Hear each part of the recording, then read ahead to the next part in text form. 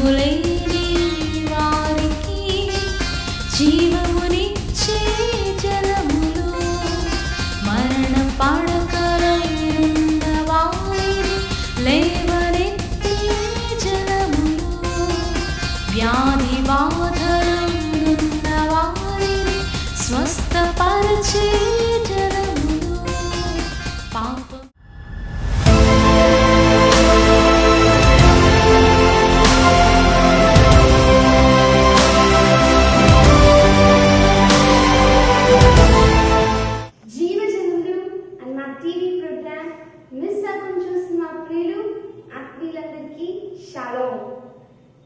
దేశ విదేశాలలో దేవుని చేత బహుబలంగా వాడపడుచున్న దైవజనులు, దేవుని దాసులు పాస్టర్ రాజేంద్ర కుమార్ గారు దైవ సందేశాన్ని అందించారు. దేవునికి స్తోత్రాలు. మీ అందరికీ వందనాలు. జీవజలములు అనేటువంటి టీవీ కార్యక్రమాలు వీక్షిస్తున్న ప్రియులైన మీ అందరికీ కూడా ప్రత్యేక వందనాలు తెలియపరుచుకున్నాను. ఈ రోజు ఒక ప్రత్యేకమైన అంశాన్ని మనం ధ్యానం చేస్తున్నాం. God problems, God has answers. చాలా మందికి చాలా రకాల సమస్యలు ఉన్నాయి, కానీ సమస్యల నుంచి ఎలా విడుదల అవ్వాలో కూడా తెలియలేనటువంటి పరిస్థితిలో ఉంటున్నారు. చాలా మంది మీలో కూడా టీవీ కార్యక్రమాలు చూస్తున్నటువంటి మీరు అనేకమైన ప్రాబ్లమ్స్ తో మీరు బాధపడుతూ ఉండవచ్చు. కొంతమందికి హెల్త్ ప్రాబ్లమ్స్, మరి కొంతమందికి ఫైనాన్షియల్ ప్రాబ్లమ్స్, ఆర్థిక పరమైనటువంటి సమస్యలు, కొంతమందికి ఫ్యామిలీ ప్రాబ్లమ్స్, మరి కొంతమందికి జాబ్ ప్రాబ్లమ్స్, మరి కొంతమందికి business problems. Whatever the problem is, there is a solution for your problem. ఇవాళ ప్రాబ్లం వచ్చిందని చెప్పి మీరు కంగారు పడిపోకండి. ప్రాబ్లం వచ్చింది కదా నిరుత్సాహపడిపోకండి. ఇవాళ మీకు ఉన్నటువంటి సమస్యలు పరిష్కరించే దేవుడు, మీ సమస్యలను విడుదల చేసే దేవుడు. ఆయనకి మీరు మొరపెట్టినప్పుడు, ఆయన మీద మీరు నమ్మకం పెట్టుకున్నప్పుడు, ఆయన మీద విశ్వసించినప్పుడు మీ జీవితంలో గొప్ప కార్యాలు దేవుడు జరిగించారు. శ్రమలో కృంగిపోకండి, శ్రమలో నిరుత్సాహపడండి. I encourage you, my dear brothers and sisters, watching this program, మీరు ఈ ప్రోగ్రామ్ చూస్తున్నటువంటి మీరు, I encourage you, మిమ్మల్ని ధైర్యపరుస్తున్నారు. దేవుని వాక్యం ద్వారా మీరు ధైర్యపరచబడాలి. ఎటువంటి అనారోగ్య సమస్యలు అది ఈవెన్ డాక్టర్స్ కూడా అసాధ్యమైనప్పటికీ, but God, nothing is impossible for our God. మన దేవుడికి సమస్తం సాధ్యమే. నీకు ఎటువంటి హెల్త్ ప్రాబ్లమ్స్ ఉన్న కంగారు పడకండి. ప్రాబ్లమ్ ఇన్ యువర్ హెల్త్, కొంతమందికి ప్రాబ్లమ్ ఇన్ దేర్ బిజినెస్, కొంతమందికి వ్యాపార విషయాల్లో చాలా సమస్యలతో చిరిగిపోయినటువంటి పరిస్థితులు, కొంతమంది మోసం చేసే వ్యాపారం, కొంతమంది జీవితాల్లో వారి డబ్బులు అందక వారు వ్యాపారాలు ముందుకు కొనసాగించినటువంటి పరిస్థితులు ఉన్నారు. ఆర్థికంగా చిరిగిపోయినటువంటి పరిస్థితులు ఉన్నారు. మీరు ఎటువంటి స్థితిలో ఉన్నప్పటికీ కూడా, మీ ఫైనాన్షియల్ అప్పులు సమస్యలో మీరు కూరుకుపోయినప్పటికీ, అలాగే కొంతమందికి ఫ్యామిలీ ప్రాబ్లమ్స్, వాళ్ళ అత్తగారి వాళ్ళ సమస్యలు ఉన్నారు, కొంతమంది కోడల వాళ్ళ సమస్య, కొంతమందికి భార్య వాళ్ళ సమస్య, కొంతమందికి భర్త వాళ్ళ సమస్య, కొంతమందికి పిల్లల వల్ల సమస్య, కొంతమందికి తల్లిదండ్రుల వల్ల సమస్య. మీరు ఎవరి వల్ల సమస్యను అనుభవిస్తున్నప్పటికీ మీరు నిరుత్సాహపడకండి. మీ సమస్యకి పరిష్కారం ఉంది. ఇవాళ ఎటువంటి సమస్యలు అయినప్పటికీ అసలు ఇవాళ 3 అంశాలు మేము ముందు ఉంచాలనుకుంటున్నాను. మొదటిది, సమస్యలు ఎందుకు వస్తాయి. ఇక రెండవ అంశం, ఆ సమస్యల్లో మనం ఏం చేయకూడదు. మూడవది, సమస్యల్లో మనం ఏం చేయాలి. ఈ 3 అంశాలు తొందరగా మనం ధ్యానం చేద్దాం కదా. మొదటిది, వై ప్రాబ్లమ్స్ కమ్, సమస్యలు ఎందుకు వస్తాయి. సమస్యలు దేవుడు తీసుకురావడానికి ఇక్కడ కారణము, maybe God is testing your faith, మీ విశ్వాసాన్ని దేవుడు పరీక్షలో పెట్టడానికి ఏమో కొన్ని సమస్యలు వచ్చినాయి కనుక మీకు అనారోగ్యం వచ్చింది, మీకు సమస్య వచ్చింది, ఆర్థిక పరిస్థితులు బాగోలేదు, మీ ఉద్యోగం ఊడిపోయింది, లేకపోతే మీకు అప్పుల వలయంలో ఊడిపోయారు. ఈ ప్రాబ్లం మీరు విశ్వాసం అయినప్పటికీ, మీ దేవుడు నమ్ముకున్న వారైనప్పటికీ కొన్నిసార్లు ఏంటి సమస్యలు వచ్చినాయని నిరుత్సాహపడిపోతూ ఉన్నారు. నేను బాప్తిసం తీసుకుని రక్షించబడ్డాను, నేను దేవుని సన్నిధికి వెళ్తున్నాను, నాకు ఎందుకు ఈ ప్రాబ్లం వచ్చిందని కొంతమంది దేవుని నమ్మినటువంటి బిడ్డలు కూడా చాలా నిరుత్సాహంగా ఉంటున్నారు. కానీ ఒక సత్యాన్ని అర్థం చేసుకోండి, ఒక విశ్వాసిగా దేవుడు మీరు పరీక్ష పెట్టొచ్చేమో. ఆనాడు బైబిల్ గ్రంథంలో మనం చూస్తే అబ్రహాంకి కూడా ఒక పరీక్ష ఏర్పడింది. అబ్రహాంకి కలిగినటువంటి పరీక్షలో అబ్రహాం ఏం చేసేది. కొన్నిసార్లు మనల్ని దేవుడు పరీక్ష పెడుతూ ఉంటాడు. ఆదికాండం 12వ అధ్యాయంలో 10వ వచనంలో చూస్తే, అప్పుడు ఆ దేశంలో కరువు వచ్చింది. అబ్రహాం ఉన్నటువంటి ఆ దేశంలో కరువు వచ్చినప్పుడు అబ్రహాం ఏం చేశాడు. ఆ దేశంలో కరువు భారంగా ఉన్నందున అబ్రహాం ఐగుప్తు దేశంలో నివసించినట్టు అక్కడికి వెళ్ళాను. అబ్రహాం ఐగుప్తు దేశానికి వెళ్ళాడు, కారణం కరువు వచ్చింది. సో దేవుడు కొన్నిసార్లు కరువు రాణిస్తాడు, మీ జీవితంలో సమస్యలు రాణిస్తాడు దేవుడు. ఆ సమస్యల్లో, కరువులో, ఆ ఇబ్బందుల్లో నువ్వు ఎలా ఫేస్ చేయగలుగుతావు? నిరుత్సాహపడిపోతున్నావా లేక ధైర్యంగా ఉండగలుగుతున్నావా? అబ్రహాంకి దేవుడు మరొక పరీక్ష పెట్టాడు. ఆదికాండం 22వ అధ్యాయంలో 1వ వచనంలో మనం చూస్తే ఆ సంగతులు జరిగిన తర్వాత దేవుడు అబ్రహామును పరిశోధించను. దేవుడు అబ్రహామును పరీక్షించి ఎట్లనగా ఆయన అబ్రహామా అని పిలవగా అతను చిత్తం ప్రభు అని. అప్పుడు ఆయన నీకు ఒక్కడైన నీ కుమారుని అనగా నువ్వు ప్రేమించు ఇస్సాకును తీసుకొని మోరియా దేశంలోకి వెళ్ళి అక్కడ నేను నీతో చెప్పబో పర్వతంలో ఒక దాని మీద దహన బలిగా అతన్ని అర్పించుకున్నాను. ఒక సమస్య, ఒక కష్టం. తనకి దేవుడు లేక కుమారుని ఇచ్చాడు. 100 సంవత్సరాల వయసులో దేవుడు అతనికి కుమారుడు ఇచ్చాడు. ఇప్పుడు అదే దేవుడు ఇచ్చిన దేవుడు మన తన కుమారుని తిరిగి అడుగుతున్నాడు 14 సంవత్సరాల తర్వాత. బాగా గమనించండి, కొన్నిసార్లు ఈ సమస్య ఎందుకు వచ్చింది? కంగారు పడిపోతూ ఉంటాం. నిరుత్సాహపడకండి. Maybe God is testing you. దేవుడు నిన్ను పరీక్ష చేస్తున్నాడేమో. ఆ పరీక్షలో నువ్వు గెలుస్తావా లేక ఓడిపోతావా? ఆ పరీక్షలో నువ్వు గెలవాలని దేవుడు కోరుకుంటున్నాడు. నీ విశ్వాసం ఎలా ఉందని దేవుడు పరీక్ష. నీ విశ్వాసం పట్టే పరీక్షలో నువ్వు నెగ్గుతున్నావా లేక ఓడిపోతున్నావా? ప్రియ సహోదర, ప్రియ సహోదరి, దయచేసి కృంగిపోకండి. మీకున్నటువంటి సమస్యను బట్టి, అదే రకమైన సమస్య, అది అనారోగ్య సమస్య, అది ఫైనాన్షియల్ సమస్య, అది కుటుంబ సమస్య, అది బిజినెస్ సమస్య, జాబ్ సమస్య, no matter what the problem is, God is testing you. కొన్నిసార్లు సమస్యలు ఎందుకు వస్తాయి? రెండో కారణం, maybe because of our sin. మన పాపాన్ని బట్టి కొన్నిసార్లు సమస్యలు వస్తాయి. చేసినటువంటి పాపాన్ని బట్టి కొన్నిసార్లు నీ జీవితంలో అనారోగ్యం వస్తుంది. నువ్వు చేసిన పాపాన్ని బట్టి నీ జీవితంలో కొన్ని శ్రమల గుండా నువ్వు వెళ్ళాల్సి వస్తుంది. నువ్వు సరి చేసుకోగలుగుతున్నావా? నీ పాపం ఏంటో నువ్వు గ్రహించవా? నువ్వు తెలుసుకున్నావా? నిజమే ప్రభువా, నేను పలానా తప్పు చేశాను, అందు నిమిత్తం నేను ఈ శ్రమల గుండా వెళ్తున్నాను. నేను పలానా తప్పు చేసినందుకే నాకు ఈ అనారోగ్యం వచ్చింది. ఫర్గివ్ మీ లార్డ్, నన్ను క్షమించు ప్రభువా అని నువ్వు దేవుడిని అడగలుగుతున్నావా? అప్పుడే దేవుడు నీ విక్టరీ ఇస్తాడు. అప్పుడే నీ దేవుడు స్వస్థతను ఇస్తాడు. అప్పుడే నీ దేవుడు జయాన్ని ఇస్తాడు. అంతవరకు జయం రాదు. నీ జీవితంలో నువ్వు పాపాన్ని సరి చేసుకున్నంత కాలం, నీ పాపాన్ని ఉంచుకున్నంత కాలం, నీ జీవితంలో పాపం ఉన్నంత కాలం నీ జీవితంలో శ్రమ తప్ప. వాక్యాన్ని వింటున్నటువంటి మీరు దీని కార్యక్రమాల ద్వారా మీ జీవితంలో శ్రమ నుంచి విడుదల పొందాలనుకుంటున్నారా? ఈ శ్రమకి గల కారణాలు వెతుకుతున్నాం మనం. బైబిల్ గ్రంథంలో మొదటి గాడ్ ఇస్ టెస్టింగ్ యు. రెండోది మనం కారణాన్ని కనుగొంటున్నాం, maybe because of your sin. నీ పాపాన్ని బట్టి దేవుడు ఎరుకో పట్టణాన్ని తీసుకుని వెళ్ళారు.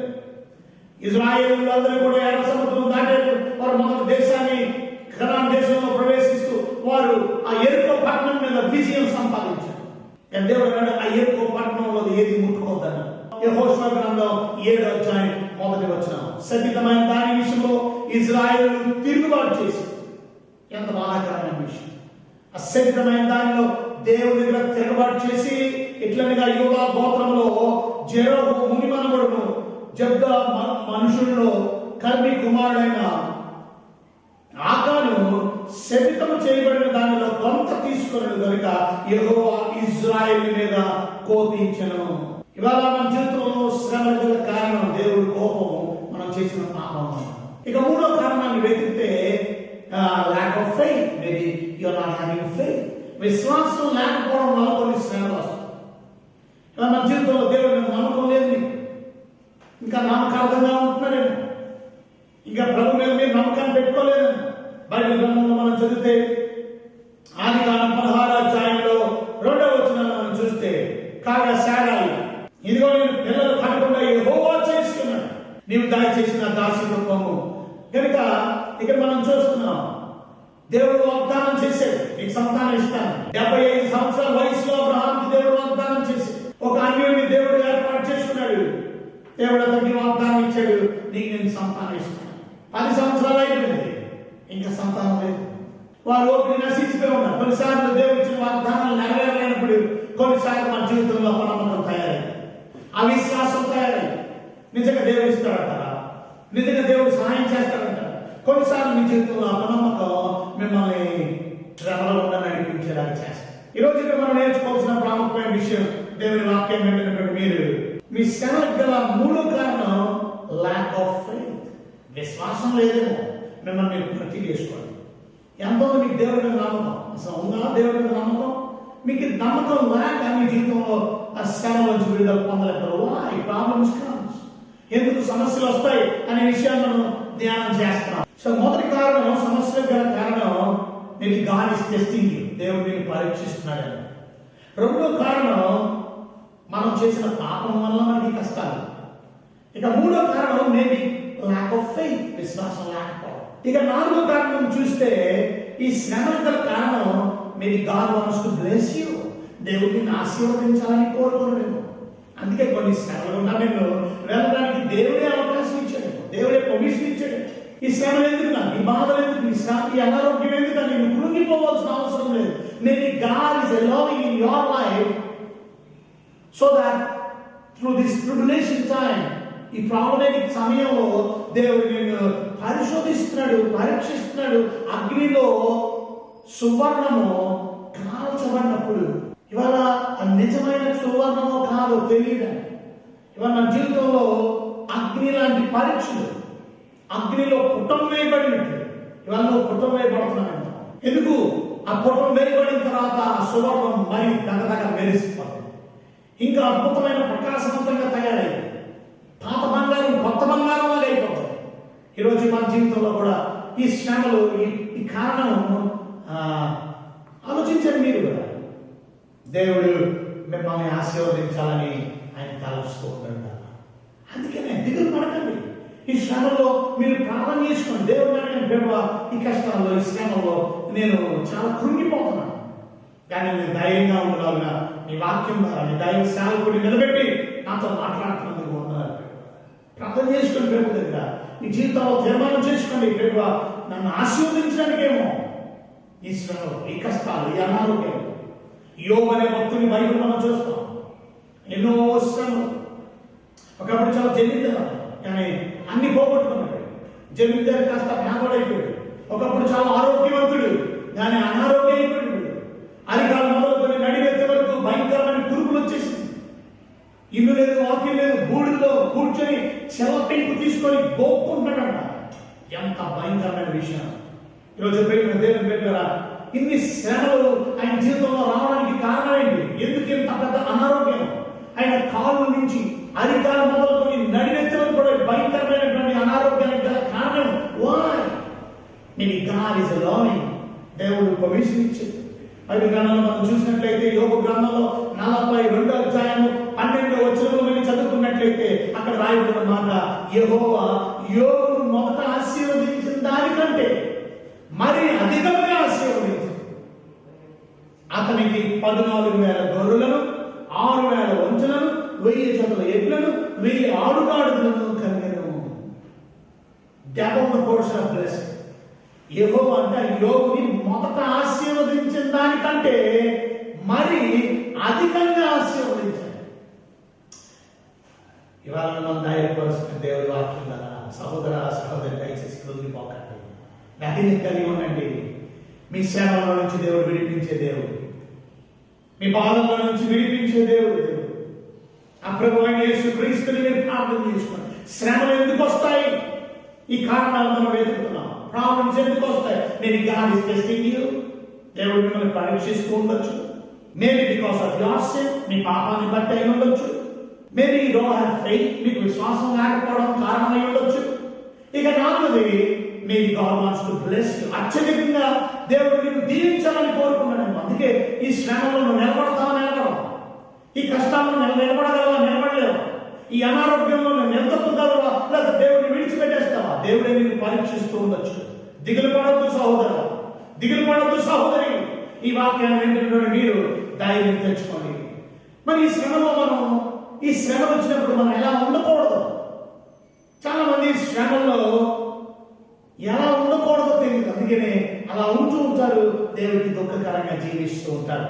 బైబిల్ గ్రంథంలో మనం నేర్చుకోవాలి శ్రమంలో మనం ఎలా ఉండకూడదు. శ్రమంలో మొదటి, don't solve your problems by your self. నీకు నువ్వే సమస్యల నుంచి పరిష్కార మార్గాన్ని వెతుక్కొని బయటకు రావడానికి ప్రయత్నించొద్దు. దేవుడి మీద ఆధారపడకుండా కొంతమంది వారి సమస్యల నుంచి విడుదల పొందడానికి వారు మార్గాన్ని వెతుక్కుంటూ ఉంటారు. వారు సొంత తెలివితేటలు ఉపయోగిస్తూ ఉంటారు. దానివల్ల మరి ఎక్కువ సమస్యలు పడిపోతారు, మరి ఎక్కువ బాధలు పడిపోతారు. నిజమే కదా? మీరు కూడా అలా చేస్తున్నారా? మీ సమస్యల్లో మీరే మార్గాన్ని ఎన్నుకుంటుంటే ఆ మార్గంలో నుంచి విడుదల అవ్వడం బదులు ఇంకా జటిలమైపోతుంది. ఒక ఆయనకి సమస్యలు ఎక్కువైపోయినాయి. అతనికి 10 లక్షల అప్పులు కాస్త 15 లక్షలు అయిపోయినాయి. ఆ 15 లక్షల అప్పులు కాస్త 20 లక్షలు అయిపోయినాయి. ఇప్పుడు ఏం చేయాలో అర్థం కాని పరిస్థితుల్లో తన ఉన్న ఇల్లు అమ్మేశాడు, తన ఉన్న కారు అమ్మేశాడు, తనకున్న ఇల్లు అమ్మేశాడు. కానీ ఆయన అప్పులు సగం వరకే తీరినాయి, ఇంకా సగం అప్పులు అలాగే నిలబడిపోయినాయి. ఏం చేయాలో అర్థం కాని పరిస్థితి. తన సొంత తెలివితేటలు ఉపయోగించాడు, అమ్మవలసిన అన్ని అమ్మేశాడు. ఏమీ లేదు అతని దగ్గర. ఇప్పుడు అతను తీసుకున్న నిర్ణయం ఏంటో తెలుసుకున్నాం. ఇప్పుడు ఆ ఫ్యామిలీలో అందరూ కూడా పాయిజన్ తీసుకొచ్చి అలా కోకోకోలా డ్రింక్ లో కలిపేసి ఆ బిడ్డలకి ఇచ్చేసి దాంతో పాటు తన భార్య తన బిడ్డ తాగి చనిపోదాం. నీకు నువ్వు పరిష్కరించుకుంటే పరిష్కారం కాదు. ఇంకా సమస్య జటిలమైపోతుంది, సమస్య కఠినమైపోతుంది, సమస్యలు వలయంలో చిక్కైపోతున్నావు. ఇంకా నీకు నువ్వు ప్రయత్నించొద్దు, కష్టాలు ఎక్కువ తెచ్చుకోవద్దు దయచేసి. మరి ఏం చేయాలో లేదో తర్వాత, కానీ ముందు ఏం చేయకూడదు నీకు నువ్వు పరిష్కరించుకోవడానికి ప్రయత్నం చేయాలి. బైబిల్ గ్రంథంలో మనం చూస్తాం, అబ్రహాము శారా జీవితంలో వారి కూడా సమస్యని వారి పరిష్కరించుకోవడానికి ప్రయత్నం చేశారు. దేవుడు ఇచ్చిన వాగ్దానం ఇంకా నెరవేరలేదు, మనకి దేవుడు సంతానం ఇస్తానన్నాడు, ఇంకా ఇవ్వలేదు. ఏం చేద్దాం? మరి చేసింది ఏంటో చూద్దాం. బైబిల్ గ్రంథంలో ఆదికాండం 16వ అధ్యాయంలో 2వ వచనంలో చూస్తే, కాగా శారాయి ఇదిగో నేను పిల్లలు కనకుండా యెహోవా చేసి ఉన్నాడు, నీవు దయచేసి నా దాసితో పొమ్ము, ఒకవేళ ఆమె వల్ల నాకు సంతానం కలగొచ్చునని అబ్రహాముతో చెప్పాడు. అబ్రహాం శారా మాట వినను. గమనించండి, 10 సంవత్సరాలు లోపు పెట్టారు. దేవుడి ఇస్తున్న వాగ్దానం ఇంకా నెరవేరదు కనుక వారు ప్రాబ్లమ్స్ ని వారే సాల్వ్ చేసుకోవడానికి ప్రయత్నిస్తారు. రాసిన 3వ వచనం, కాబట్టి అబ్రహాము కనాన్ దేశంలో 10 ఏళ్ళు కాపురమున్న తర్వాత అబ్రహాం భార్య శారా తన దాసి అయిన ఆగరును ఐగుప్తీయురాలను తీసుకొని తన పేరుటైన అబ్రహాముకు భార్యగా ఉన్నట్టు అతనికి ఇచ్చాను. కనుక అబ్రహాము వివాహం చేసుకున్నాడు. అబ్రహాము శారాని పెళ్లి చేసుకున్నాడు. ఎందుకంటే శారా ద్వారా సంతానం కలగడం. ఈరోజు దేవుని వాక్యాన్ని వింటున్నటువంటి మీరు మీ సమస్యను పరిష్కరించుకోవడానికి మీరే మార్గాన్ని వెతుక్కుంటున్నారా? దానివల్ల ఇంకా సమస్య జటిలమైంది. సంతానం దొరకదని చెప్పి దాసిని పెళ్లి చేసుకుని ఉచిత సలహా ఇచ్చింది భార్య శారా. ఆ ఉచిత సలహా తీసుకున్నాడు అబ్రహాము. వారి సమస్యను పరిష్కరించుకోవడానికి మార్గాన్ని వెతుక్కున్నారు. ఈరోజు ప్రభుత్వం దేవుని బిడ్డల వాక్యాన్ని వింటున్నటువంటి మీరు సమస్యల్లో ప్రాబ్లంని మీకు మీరు సాల్వ్ చేసుకోవడానికి ప్రయత్నం చేయకండి దయచేసి. మరి ఏం చేయాలి చెప్తాను జాగ్రత్తగా. సమస్యలో ఏం చేయకూడదో చెప్తున్నాను. మొదటి, మిమ్మల్ని మీరు సమస్యల నుంచి బయటపడేసుకోవడానికి ఏవేవో సొంత మార్గాలతో సొంత తెలివితేటలతో మనం చేసే ప్రయత్నాలన్నీ సఫలీకృతమవు. సహోదరి సమస్యలో నీకు నువ్వు సాల్వ్ చేసుకోవద్దు ప్రాబ్లంని. దయచేసి ప్రార్థన చేయి, దేవుడిని అడుగు, దేవుడు తప్పక సహాయం చేస్తాడు. సమస్యలు ఎందుకు వస్తాయో విన్నాం, ఆ సమస్యలో మనం ఎలాగా ఉండకూడదు వింటున్నాం. మొదటిది, నీకు నువ్వు ప్రాబ్లంని సాల్వ్ చేసుకోవద్దు. ఇక 2, ఎవరిని నిందించదు. నీ సమస్యలు బట్టి నీ భార్యను నిందించడం, నీ భర్తను నిందించడం, నీ బిడ్డలు నిందించడం, నీ వల్ల ఇలా జరిగింది, నీ వల్ల నాకు ఇలా అయింది అని నిందించకండి. దానివల్ల సమస్యలు ఇంకా జట్లు చేసేస్తాం. కనుక నిందించే పద్ధతిని మానేసుకోండి దయచేసి.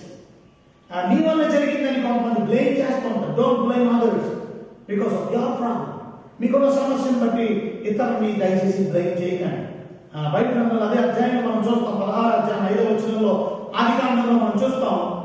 అప్పుడు శారాయి నా ఉసురు నీకు తగును. ఆమె ఏమంటుంది చూడండి, నా ఉసురు నీకు తగుందని. ఎవరినంటుంది? శారాయి ఎవరినంటుంది? నా ఉసురు తగుందని. అబ్రహాముని అంటుంది, తన భర్తనే అంటుంది, నా ఉసురు నీకు తగును. నేను నా దాసిని నీ కౌగిలికి ఇచ్చితిని. తర్వాత తాను గర్భవతి అయినది అని తెలుసుకున్నప్పుడు నేను నా దృష్టికి నీచమైన దాన్ని అయితే ఇలా అంత బాధపడుతున్నాను అంటుంది. నాకు ఈ సమస్యకి గల కారణం, ఈ సమస్యలో దయచేసి ఇతరుల్ని బ్లేమ్ చేయకండి. మీరు అలా బ్లేమ్ చేసే మనసు ఉంటే విడిచిపెట్టండి. ఇక 3ది, సమస్యల్లో మనం ఏం చేయకూడదంటే don't run away from your problems. కొంతమంది సమస్య రాగానే పరిగెత్తి పారిపోతారు, ఎక్కడెక్కడో పరిగెత్తకండి. సమస్యల్లో మీరు పరిగెత్తడం వల్ల మీ సమస్య పోదు. సమస్యల్లో మీరు దేవుడి దగ్గర విజ్ఞాపన చేయండి, ప్రార్థన చేయండి, తప్పగా మీరు జయం దేవుడు అనుభవిస్తారు. ఇక్కడ దాసికి సమస్య ఏర్పడింది. ఎందుకంటే తన యజమానురాలు బయట పంపించారు. 16వ అధ్యాయం ఆదికాండం 8వ వచనంలో మనం చదివితే, శారాయి దాసి అయిన హాగరు ఎక్కడి నుండి వచ్చింది, ఎక్కడికి వెళ్తున్నాం అడిగినందుకు, అది నా యజమానురాలైన శారా యొద్ద నుండి పారిపోవచ్చున్నాను నేను. పారిపోతుందట. ఎందుకు? ఎందుకంటే సమస్యల్లో ఆమెకి ఏం చేయాలో అర్థం కాని పరిస్థితి. ఇదే వాళ్ళు చాలా మంది పారిపోతున్నారు. అటు పరిగెడతారు, ఇటు పరిగెడతారు. మీరు కూడా ఎటు పరిగెడుతున్నారు? స్వస్థతల కోసం కొంతమంది ఆ మీటింగ్కి పరిగెడతారు, ఈ మీటింగ్కి పరిగెడతారు. ఆ పాస్టర్ గారి దగ్గరికి పరిగెడతారు, ఈ పాస్టర్ గారి దగ్గరికి పరిగెడతారు. ఎవరి దగ్గరికి పరిగెట్టినా మీ సమస్యలు పోవట్లేదు కదా. కారణం ఏంటి? పరిగెట్టవలసింది యేసయ్య దగ్గరికి పరిగెట్టండి. పరిగెట్టవలసింది దేవుని సన్నిధికి పరిగెత్తండి. ప్రార్థనకి పరిగెట్టండి. అటు ఇటు పరిగెత్తడం వల్ల ఉపయోగం లేదు మనకి. పరిగెత్తకూడని స్థలానికి పరిగెడుతున్నారు. ఎందుకు పరిగెత్తాలి? మీరు పరిగెత్తకండి. మీ సమస్యలు పోవాలి అని అంటే ఏం చేయాలో జాగ్రత్తగా వినండి. మీ సమస్యలు పోవాలంటే మొదటి ఓపిక కలిగి ఉండాలి. దేవుడు తప్పక నా సమస్య నుంచి విడిపిస్తాడు. Have patience. బైబిల్ గ్రంథంలో ఓపిక చాలా ఇంపార్టెంట్. యాకోబు పత్రిక 1వ అధ్యాయం 2వ వచనంలో అక్కడ అంటే, నా సహోదరులారా, మీ విశ్వాసములకు కలుగు పరీక్ష ఓర్పును పుట్టించునని ఎరిగి మీరు నానా విధములైన శోధనలో పడినప్పుడు మహా ఆనందంగా ఎంచుకోండి. మీ శోధనలో మహా ఆనందంగా ఎంచుకోండి. అక్కడ అంటున్నాడు, మీ విశ్వాసములకు కలుగు పరీక్ష ఓర్పును పుట్టించునని ఎరిగి. కనుక మీరేం చేయాలా? 4వ వచనంలో రాయబడి ఉంది, మీరు సంపూర్ణులను అనురాగులను ఏ విషయంలోనైనా పొదువు లేని వారినై ఉన్నట్లు ఓర్పు తన క్రియను కొనసాగింపనీయుడి. ఓర్పు కలిగి ఉండండి. మీ జీవితంలో గొప్ప ప్రతిఫలాన్ని దేవుడు మీకు అనుగ్రహిస్తాడు. కొన్నిసార్లు కంగారు పడిపోతూ ఉంటాం. ఎలాగ? ఇంకా అవ్వలేదు, ఇంకా నా సమస్య పోలేదు, ప్రార్థన చేశాను, దేవుడు ఇంకా నా సమస్య తీర్చలేదు అన్నాడు. మోషే కూడా కంగారు పడిపోయాడు. చూడండి, మోషే ఆదికాండం నిర్గమకాండంలో 5వ అధ్యాయం 22వ వచనంలో దేవుడే కదా ఐగుప్తు దేశానికి పంపించాడు ఇశ్రాయేలుని విడిపించడానికి. ఇప్పుడు మోషే అడుగుతున్నాడు దేవుడితో ప్రార్థన చేస్తూ. మోషే 5వ అధ్యాయం నిర్గమకాండం 22వ వచనంలో మోషే అంటాడు, యెహోవా యొద్దకు తిరిగి వెళ్ళి, ప్రభువా, నీవేళ ఈ ప్రజలకు కీడు చేసితివి, నన్ను ఎలా పంపితివి? నేను నీ పేరట మాట్లాడేటప్పుడు ఫరో యొద్దకు వచ్చినప్పటి నుండి అతడు ఈ జనులకు కీడే చేయించున్నాడు. నీ జనులు నీవు విడిపింపును లేదు. దేవుడి దగ్గర కంప్లైంట్ చేస్తున్నాడు. దేవుడి దగ్గర అంటున్నాడు, నేను పంపించే వచ్చాను కానీ నువ్వు విడిపించలేదు. ఇశ్రాయేలుని విడిపిస్తాను, ఐగుప్తు చెరలో నుంచి విడిపిస్తాను. మోషే అయిన నన్ను మీరు పంపించారు, ఈ రాజుతో మాట్లాడించారు, కానీ ఏది సమస్య ఇంకా పరిష్కరించలేదు. కంగారు పడిపోతూ ఉంటాడు. ఈరోజు ఓపిక అనేది చాలా అవసరం. దేవుని పెట్టారు వాక్యాన్ని వింటున్నాడు. మీరు ఓపిక ఉందా? కంగారు పడిపోతారు. సమస్యల్లో ఓపిక కలిగి ఉండండి. దేవుడు తప్పక మీ సమస్య నుంచి విడిపిస్తారు. ఇక రెండోది మీరు చేయవలసినటువంటి పని ఏంటంటే, ట్రస్ట్ గా దేవుడి మీద నమ్మకం పెట్టుకోండి. మీ జీవితంలో దేవుడి మీద నమ్మకమే మీ జీవితంలో విజయాన్ని ఇస్తారు. మీ సమస్య నుంచి పరిష్కార మార్గం మీరు ఆయన మీద నమ్మకం పెట్టుకున్నారు. ఆయన మీద నమ్మకం మీ జీవితంలో గొప్ప విజయాన్ని ఇస్తారు. మీ జీవితంలో అపనమ్మకం మీ జీవితంలో ఆ కష్టాల్లో ఇంకా కూరుకుపోయేలా చేస్తారు. దేవుడి మీద నమ్మకం పెట్టుకో. ఇశ్రాయేలు అందరూ కంగారు పడిపోతున్నారు. అక్కడ ఒక నమ్మకమైన వ్యక్తి మోషే అంటున్నాడు, యెహోవా నేడు కలుగు రక్షణ మీరు ఓర్పుని నిలబడి చూడండి అన్నాడు. అది ఫెయిత్ అంటే. అటువంటి ఫెయిత్ లో మీరు నడవగలిగితే దేవుడు తప్పక మీకు విజయాన్ని ఇస్తాడు. ఇక చివరి ప్రార్థన చేసుకోవాలి. కష్టాల నుంచి విడుదల పొందాలంటే ఏం చేయాలి? ప్రార్థనే దానికి పరిష్కారం. మీరు అనారోగ్యం ఉన్నారా, సమస్యలు ఉన్నారా, ఫ్యామిలీ ప్రాబ్లమా, కుటుంబ సమస్య, రండి దేవుడి సన్నిధానంలో ప్రార్థన చేసుకోండి. పాస్టర్ గారిని ప్రార్థన చేయమని అనడంలో తప్పులేదు. కానీ నేను అడుగుతాను మిమ్మల్ని, మీరు ప్రార్థన చేసుకుంటారా? మీరు దేవుడితో మాట్లాడుతున్నారా? మీ సమస్య పోవడానికి మీరు దేవుడిని అడగండి. దేవుడు తప్పక మీ సమస్య నుంచి విడిపిస్తాడు. మిమ్మల్ని ఆ కష్టాల వలయం నుంచి బయటకు తీసుకొని వస్తాడు. మీ అనారోగ్యం నుంచి, మీ ఆర్థిక పరిస్థితుల నుంచి, మీ కుటుంబ సమస్యల నుంచి తప్పక దేవుడు విడుదల చేస్తాడు. ఏం చేయాలి మరి? ఓపిక కలిగి ఉండండి. నమ్మండి, యేసయ్యని ప్రార్థన చేయండి. తల ఉంచండి, కళ్ళు మూసుకోండి, ప్రార్థన చేసుకుందాం. ప్రభువా, మీకైనా వందనాలు, స్తోత్రాలు. నీ బిడ్డలు తండ్రి ఎన్నో కష్టాలతో, సమస్యలు, అనారోగ్యాలతో, ఇబ్బందులతో సతమతమై ఈ కష్టాలు ఎందుకు వస్తాయో మాకు వివరించారు. నిజమే, మీరు మమ్మల్ని పరీక్షిస్తున్నారు. మేము ఒకవేళ పాపంలో ఉన్నామేమో ఈ కష్టాలు, పాపము చేసినందువల్ల ఈ శ్రమలు అనుభవిస్తున్నాను. మా జీవితంలో విశ్వాసం లేదేమో, అందుకే ఈ శ్రమలు. నిజంగా తండ్రి, ఒకవేళ మేము మమ్మల్ని అత్యధికంగా దీవించడానికి మీరు మీ ప్రణాళిక కలిగి ఉన్నారేమో. యోగు వలె మమ్మల్ని అధికంగా దీవించడానికి ఇష్టపడతారు. అందుకే ఈ శ్రమల వలయంలో మమ్మల్ని నడిపిస్తున్నారు. ఏదైనప్పటికీ ఈ శ్రమలో మేము ఏం చేయకూడదో మాకు నేర్పించారు. ఈ శ్రమల్లో మేము ఎప్పుడు కూడా మా సమస్యను పరిష్కరించుకోవడానికి మేము వెతుక్కోకుండా మీ మీద ఆధారపడే జీవితం ఉండాలి. ఇతరుని బ్లేమ్ చేయకుండా, నిందించుకోకుండా, పరిగెత్తి పారిపోకుండా, ఎక్కడెక్కడికో పరిగెత్తి వెళ్ళిపోతున్నాం. అయ్యో, ఓపికని మేము జీవిస్తేనే మా సమస్య నుంచి పరిష్కారం. నమ్మితే, ప్రార్థన చేస్తే మా సమస్య నుంచి విడుదల, విముక్తి మీరు కలుగు చేస్తారని మీ లేఖనాల నుంచి, మీ వాక్యంలో నుంచి నేరుగా మాతో మీరు మాట్లాడేందుకు మీ బిడ్డల్ని ధైర్యపరచండి.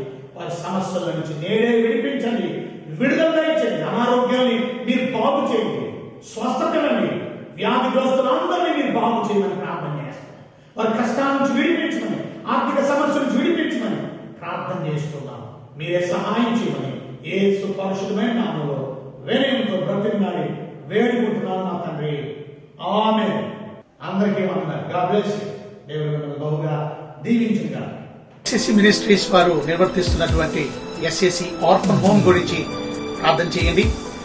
మా ఆర్ఫన్ హోమ్ లో అనేక మంది దిక్కులేని పిల్లలకి మేము వసతిని కల్పించి వారికి మంచి గృహాన్ని కట్టి వారి కొరకు మంచి బంక్ బెడ్స్ ని మేము ఏర్పాటు చేసి బంక్ బెడ్స్ లో చక్కగా వారు నిద్రిస్తూ, అంత మాత్రమే కాదు వారు స్నానానికి మంచి బాత్రూమ్స్, మంచి షవర్స్, అంత మాత్రమే కాదు వారి కొరకు మంచి భోజనాన్ని ఏర్పాటు చేసి ప్రతిరోజు 3 పూట్ల భోజనం, అంత మాత్రం స్కూల్ కి పంపించడం, స్కూల్ బ్యాగ్స్ తో పాటు వారి ఆట కోసం ఆట స్థలాన్ని కేటాయించాం. వారి మంచి ప్లే గ్రౌండ్, చక్కగా ఆడుకోవడానికి అన్ని వసతులు ఈ దిక్కులేని పిల్లల కొరకు. ఎందుకంటే బైబిల్ చెప్తుంది, దేవుని వాక్యంలో నుంచి యాకోబు రాసినటువంటి మొదటి పత్రిక 1వ అధ్యాయం 27వ వచనం మనం చదువుతుంటే రాయబడి ఉంది, తండ్రి అయిన దేవుని ఎదుట పవిత్రమును నిష్కలంకమైన భక్తి ఏదనగా దిక్కులేని పిల్లలను, వెధవరాండ్లను వారి ఇబ్బందుల్లో పరామర్శించడం. కనుక ప్రియమైన దేవుని బిడ్డలారా, ఈ మంచి పనిలో మీరు కూడా మాతో కలిసి ఈ సేవలు సహకరించండి.